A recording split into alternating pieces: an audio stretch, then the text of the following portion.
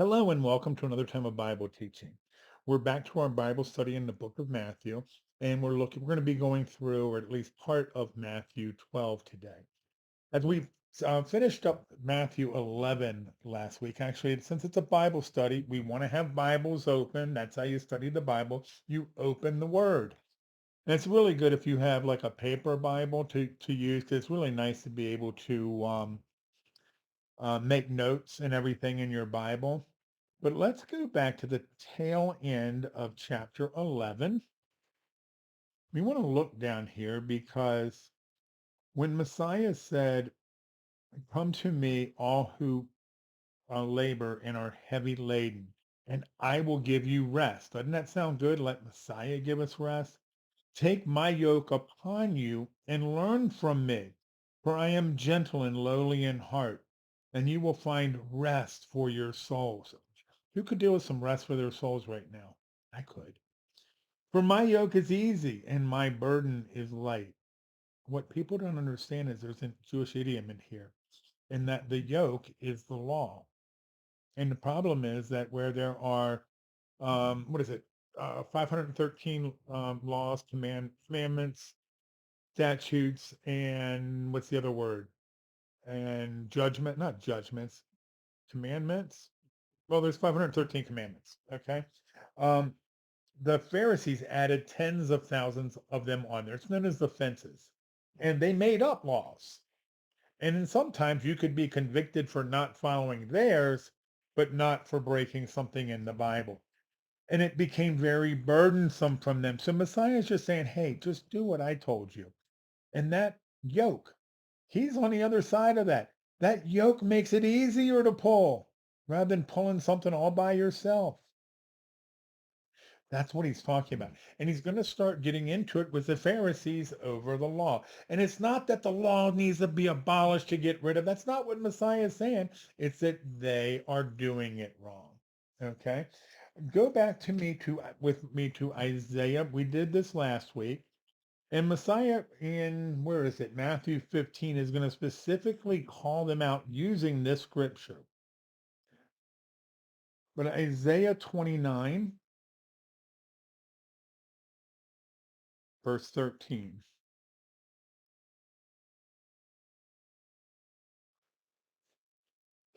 Insomuch as these people draw near to me with their mouths and honor me with their lips, but have removed their hearts far from me, and their fear towards me is taught by commandments of men.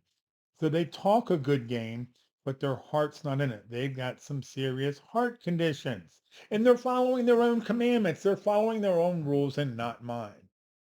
Do you know in most synagogues today, um, they don't teach out of Torah or the prophets. They teach out of the Talmud. They're teaching the commandments of men. And you know what? You can say, "Oh yeah, those Jews," but I tell you what, it's just as bad in the churches. And we'll talk about that as we get into the first parables in Matthew 13. Okay. And we'll get there soon enough. But you got to understand what Messiah is going to go through when he butts heads with these Pharisees over the law. And you're going to see he's not saying get rid of the law. He's saying it, do it right. Your heart is not in the right place. You're making mistakes in it. And you will notice that if Messiah is going to put all this time and effort into what, put it this way. Here's just something I want you to think about. Why would Messiah spend all this time trying to correct their thoughts, correct how they're approaching Torah, if he's about to get rid of it when he dies on a cross? I don't know how far out we are, a year, 2 years out from it. Probably not 2 years. I'm not sure exactly where here, but it's not that far down the pike. And he's not saying, and I've never heard him when he's asked a question about the law, he's never said, well, I'd like to answer that, but you know what? When I get crucified on the cross, it's really not going to matter. So don't worry about that question. You never hear him say that. There's a reason. There's a reason because the law's not gotten rid of. All right. So let's go ahead and get into our passage, our Bible teaching in Matthew 12, verse 1. And at that time, Jesus went through the grain fields on the Sabbath, and his disciples were hungry, and they began to pluck heads of grain to eat. Why was he going through the grain fields? Um, he was walking somewhere. And in that area, it was known for the bread and for the fish. Makes you think of loaves and fish. I know. But that's what the area around, I believe this was still in Capernaum where he had set up his base. And that's what it was known for there. There was grain fields everywhere. You're going someplace, you're probably walking through them, or you could be. So they're hungry. They're eating them. Read number verse 12. And the Pharisees saw it, and they said, look, your disciples are doing what is not lawful to do on the Sabbath. All right, let's look at this. What about this is unlawful? What are they doing wrong? Let me think. Is it theft? Are they stealing? Is this their grain field? No. Can you just walk into somebody else's grain field and start picking their food and eating it? Yeah, you can. Seriously? Yes, seriously. Go to Deuteronomy and let's look at this. Deuteronomy 23:25.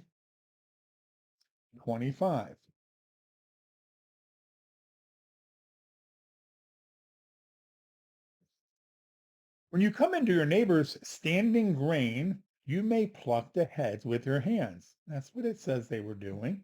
But you shall not use a sickle on your neighbor's standing grain. Okay. So you go and eat. You can pluck some heads and you can eat. You can't go in there and harvest your neighbor's grain. That's what Torah says. Why can you do that? Because it's more important that somebody can eat if they're hungry. Is there any law that says you can't eat on the Sabbath? Is there any law that says you can't pluck heads of grain to eat on the Sabbath? No, at least not in Torah. But see, these Pharisees added all kinds of laws to it. And they're probably talking about one of their own laws because they consider this working. Scripture's kind of telling you here it's working when you put a sickle in it. Well, that's theft. But you're not working just to eat. If you were harvesting the grain and putting it in the barn, yeah, that's work. You're not allowed to do that. All right. So now we're being introduced to a concept. Let's go back to Matthew called light and heavy. And there's actually another name in the Hebrew for it. And I, I'm not going to begin to try to pronounce it. Kolmar, whatever. I'm not sure. But it's just known as light and heavy. And what it is, if there are two commandments that seem to conflict, which one's more important? Which is the weightier of the other one? Which is the heavier? Which one is more important in God's eyes? That's what you got to understand. That's what's going on here. And you're going to see that as we go through this. Um,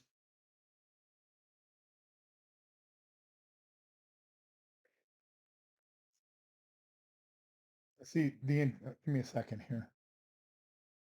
See, the question we're getting into here is, in this case, it's what man says versus what God says, which is more important. Now, the church doctrine generally will say, yep, see, you don't have to do that. Sabbath laws don't apply anymore. This has nothing to do with Sabbath laws. Um, it has to do with, do you follow God? Do you follow the laws of man? And that's huge. And you'll see that elsewhere. And we'll talk about that a little later. Um, yeah, they are not breaking any laws. So what does Messiah say next? What does he do? And he said to them, have you not read what David did when he was hungry? He and those who were with him. What is he talking about? Go with me to 1 Samuel and let's see. And Messiah is making a point here. If he was just saying, up, Sabbath don't matter anymore, he would have said that. But instead, he's making a point. So let's go to 1 Samuel 21, 1 through 6.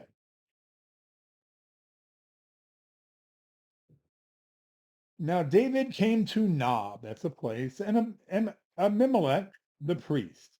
And Abimelech was afraid when he met David, and he said to him, why are you alone and no one is with you? At this point, David soon to become king, and Saul is hunting him.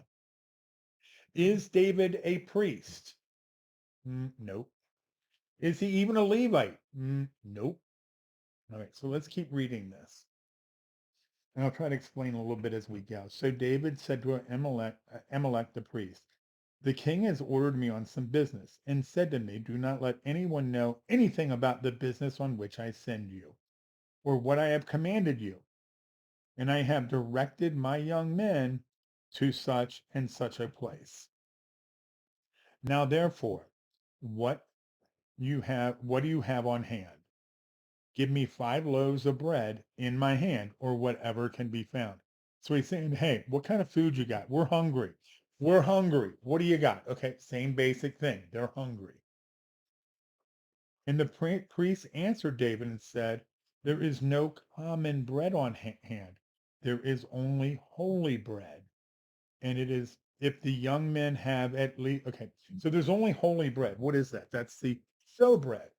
They would bake 12 loaves of bread and have it out on the Sabbath. It would be there all week long, and then it would be replaced with 12 more loaves on the next Sabbath. And it is said that not only was the food still good a week later, it was still warm as if it had just been cooked. If you want, let's go ahead and take a look at this. Go to Leviticus so you can get a better idea about this showbread.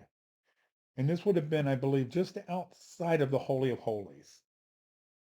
Although I'll take that back. We're at a regular synagogue. We're not at a temple at this point. But they would have had it at all of the different synagogues. So we're going to Leviticus 24, 5 through 9. And you shall take fine flour and bake 12 cakes with it, and 2/10 of an ephod shall be in each cake. So they had 12 cakes. What are they for? For the 12 tribes. What does it represent? These are leavened. This is leavened bread. What does leaven have in it? Yeast. What does yeast do? Yeast puffs things up. It's representative of sin. The men are sinful. They need a savior. You shall set them in 2 rows, 6 in a row, on the pure gold table before the Lord. And you shall put frankincense on each row, that it may be on the bread for a memorial, an offering made by fire to the Lord. Every Sabbath he shall set it in order before the Lord, continually, being taken from the children of Israel by an everlasting covenant. And it shall be for Aaron and his son, in other words, the priest, and they shall eat it in a holy place, for it is most holy to him from the offerings of the Lord made by fire, by a perpetual statute. So this is a perpetual statute forever and ever and ever. And it was only to be eaten by the priest. David saying, give it here. We're going to eat it. So let's go back to 1 Samuel. And you have to understand, I know this is like, oh, that's so boring. No, it's not boring. This is really cool. Messiah's making a really, really cool point here. Going back to 1 Samuel 21. And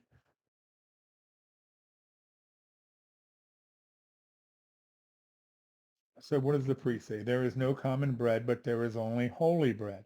If the young men have at least kept themselves from women, if they haven't kept themselves from women, they would be considered unclean. Then David answered the priest and said to him, truly, women have been kept from us about 3 days since I came out, and the vessels of the young men are holy, and the bread is in effect common. And though it was consecrated in the holy vessel. So the priest gave him the holy bread, for there was no bread there but the showbread, which had been taken from before the Lord, in order to put the bread in its place on the day when it was taken away.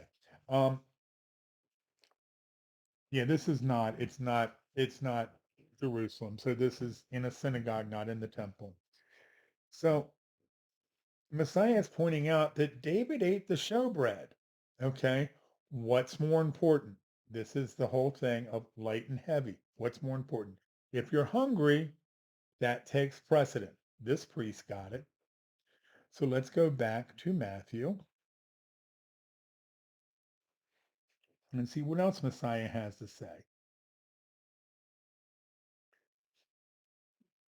Have you not read what David did when he was hungry, he and those who were with him? How he entered the house of God and ate the showbread, which was not lawful for him to eat, nor for those who were with him, but only for the priests. He's telling these guys, hey guys, light and heavy. What's more important? Huh? Eating a little bit? Or is it, you're saying you can't pluck the heads off. What's more important? Actually, my understanding is that there was at this point, there are two sort of sects of the priests, sects, sects of the priests. There were the Hillel and the Shammai. I may be pronouncing it wrong. One of them said it was okay to do that. One said it wasn't. And the bottom line is that, and what we're looking at is what's more important, hunger, human suffering, or following a command. Obviously, with David and the showbread, the more important thing was the hunger, the human suffering. Messiah is trying to get that across to these priests. Their problem is they don't see it, and they just don't see it. And they're upset because they think that if this is the Messiah, he should be doing things his way or their way. Let's keep reading on here. Or have you not read the law that on the Sabbath, the priests in the temple profane the Sabbath and are blameless? Oh, they don't profane the Sabbath. It's not a great way to translate it. It's that they work on the Sabbath. And that goes back. We're not going to go there. But if you wanted to, you could. And it's Numbers 28, starting in verse 1. And this is where you get the law to do the sacrifices. It tells you specifically to do the sacrifices on the Sabbath. The direct commandment to do the sacrifices on the Sabbath is more important, is more weightier than not working on the Sabbath. And there's all kinds of these things that come up. Okay. Now Messiah says, yet I say to you that in this place there is one greater than the temple. In other words, in the place where they're standing, there is one greater than the temple. And what he's basically saying is that um, that doing things for the Lord, following the Lord's way, loving people is more important than the temple. Let's keep moving on. But if you had known what this means, I desire mercy, not sacrifice, you would have not condemned the guiltless. In other words, they're condemning people who are guiltless. What does this mean? I desire mercy and not sacrifice. Go to Hosea 6:6.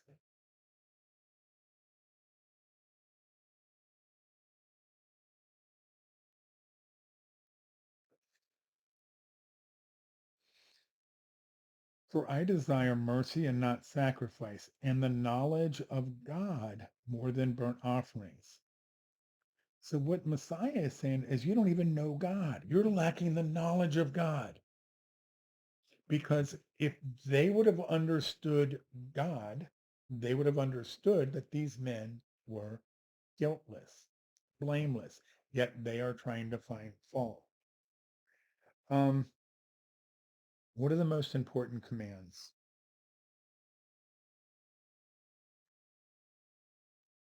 Hmm? Go to Luke. I think this is the right verse. 6:6. No, I'm sorry, that's a different verse. Give me a second.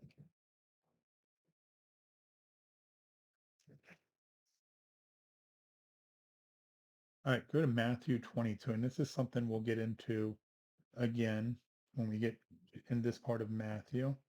I didn't think that verse in Luke looked right, but I'd turned the page already. I didn't have the reference in front of me. 22, 36 through 40.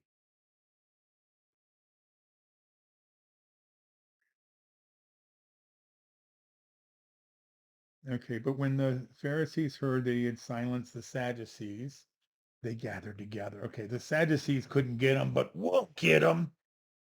Then one of them, a lawyer, what does that mean, a lawyer? That's a sage, one of the wise men, asked him a question, testing him. So they want him to fail. They're trying to test him. They're not trying to get information. They're not trying to ask something because he has knowledge. They're trying to trip him up.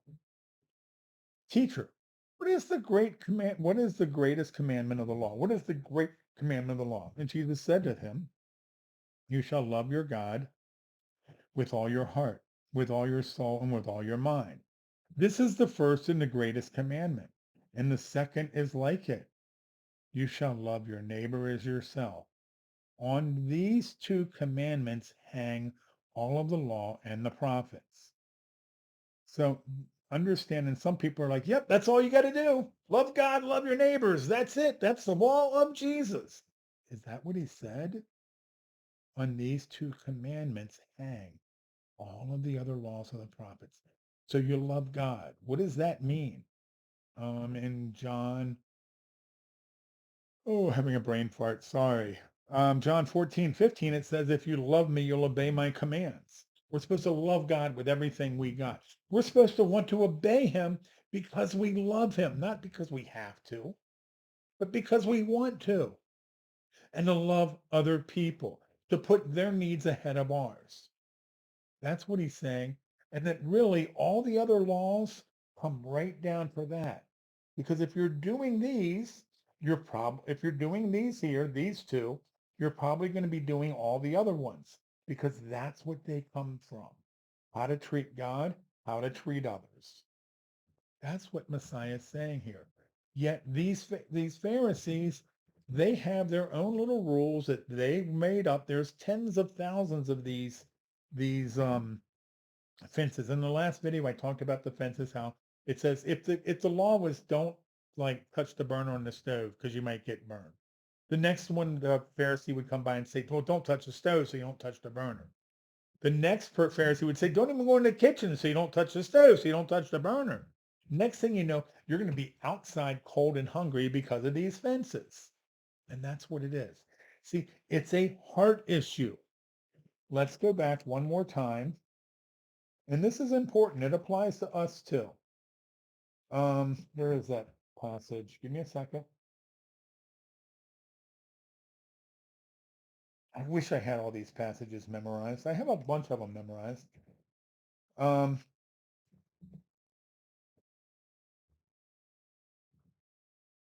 no wonder I didn't have it highlighted. Go back to Isaiah 29.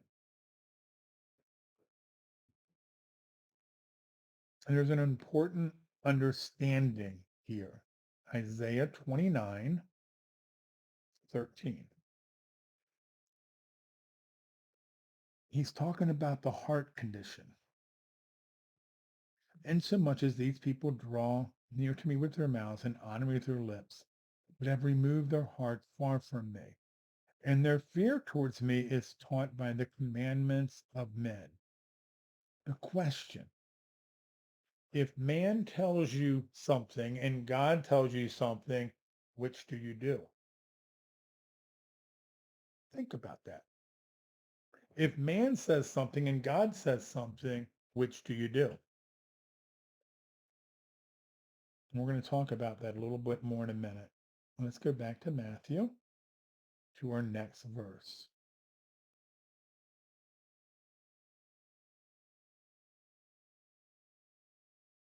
So he said, if you had known what this means, I desire mercy and not sacrifice, you would have not condemned the guiltless. For the Son of Man is Lord even of the Sabbath. What is he saying here? He said, this is my Sabbath. I created it. I made it. I know the rules because I wrote the rules. Who wrote Torah? In the beginning was the Word, and the Word was God, and the Word was God. John 1 1. And it later, you see that the word became flesh and walked among us. That's what he's doing as he's talking there. That is the word that they're talking about. That is Torah that they're talking to. And he's saying, this is my Sabbath. I know what it is. I wrote it. I know the rules. You know that the thought of the church is that Messiah is saying that the Sabbath has been abolished, that you don't have to do it anymore. He is the Sabbath. It's over with. Thing is, he told you to worship the Sabbath, and the Bible tells you it's the Sabbath. It's Saturday. It was Constantine at the Council of Nicaea that said, no, no, no, no, worship on Sunday.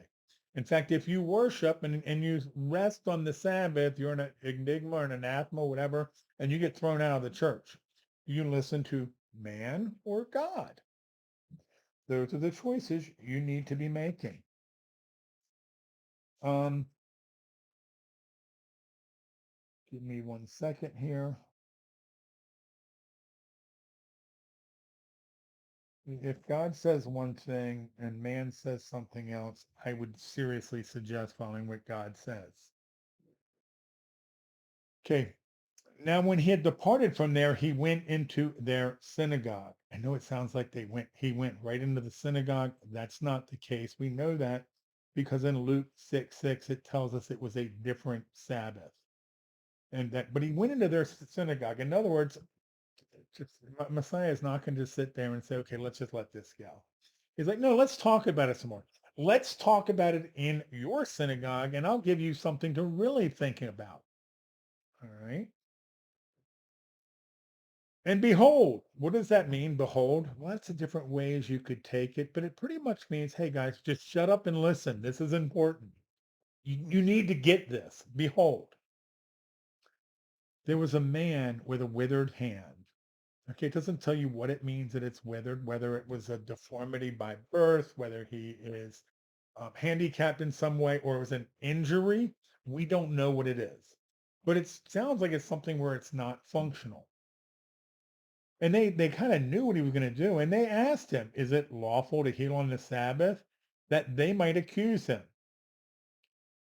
So, do you think their heart issues have changed any? No, not at all. See, they're thinking to themselves, and everybody's around town. All the talk is, this is the Messiah," and they're thinking, no, no, no, this is not the Messiah. If he was the Messiah, he would be like us. They think everything they're doing is right. They're not getting Isaiah 56. We talked about it last time about the bad shepherds. Okay. Um, so they're trying to catch him up. They're trying to accuse him because they got a feeling they know somehow that he is going to heal on the Sabbath. Guess what he is? Then he said to them, what man is there among you who has one sheep, and if it falls into a pit on the Sabbath, will not lay hold of them to lift it out? See, now he's saying, okay, what's more important, life or death on the Sabbath? How much is a sheep worth? It's worth something. It's not an ox, which has a lot more value. If you just have one, it might be worth more to you, but it does have some value. It does have some worth. But of course, all of them would pull it out because you're not going to let the sheep just sit there and die. Okay. Of how much more value then is a man than a sheep? Therefore, it is lawful to do good on a Sabbath. I've heard the story told about a woman who had neighbors, and um, their parents were really sick or something. There was somebody that was really sick, or the husband was really sick, and he's in the hospital. And the wife came over and said, "Hey, can you watch the kids for us? My husband's in the hospital. I have to go. It's life and death." And the response was, and these are people who had been their neighbors had always been trying to witness to them, tell them about Jesus and all this. They said, you know what? This is our night that we go for Bible study.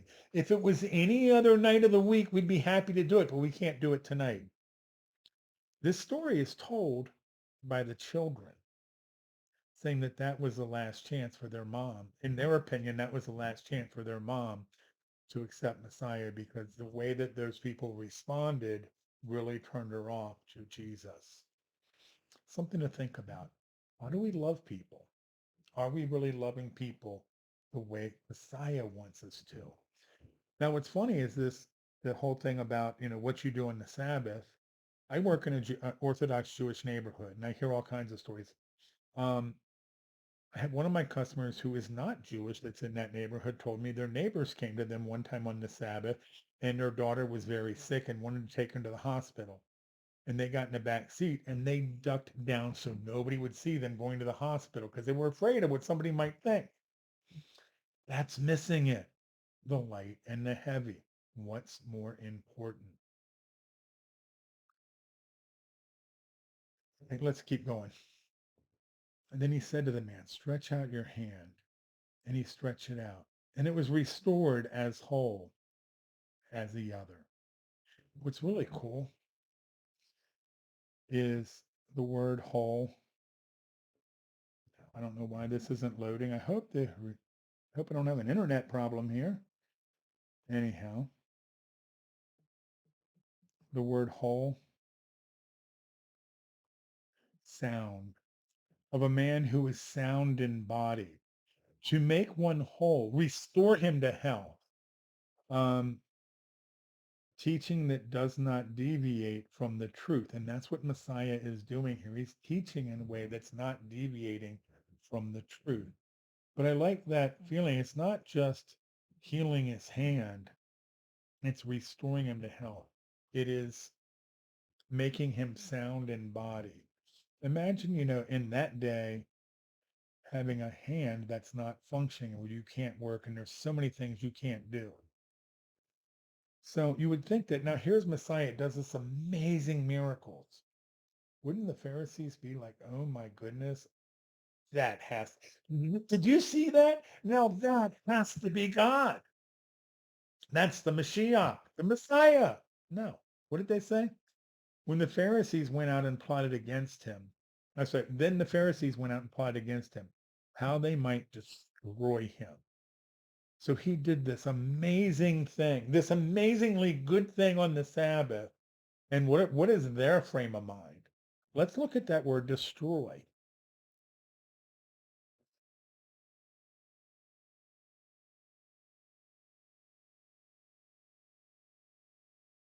To destroy, to put out of the way entirely, abolish, to end with ruin, render useless, to kill, to declare that one must be put to death. Metaphor, to devote or to give over an eternal misery in hell, to perish, to be lost, ruined, distrust, destroyed. Do you think the Pharisees had the right frame of mind? They're priests. What does a priest do? A priest's job is to lead people to God. That's what they're supposed to be doing as shepherds, leading people to God. They are so missing it. But you got to understand, the problem is not with the law. The problem was with the Pharisees. You know, Messiah is going to be crucified on a cross not long from now. And he never says, the law's abolished. I'm being crucified. I fulfilled it. It's over. No, he keeps teaching it correctly. Um,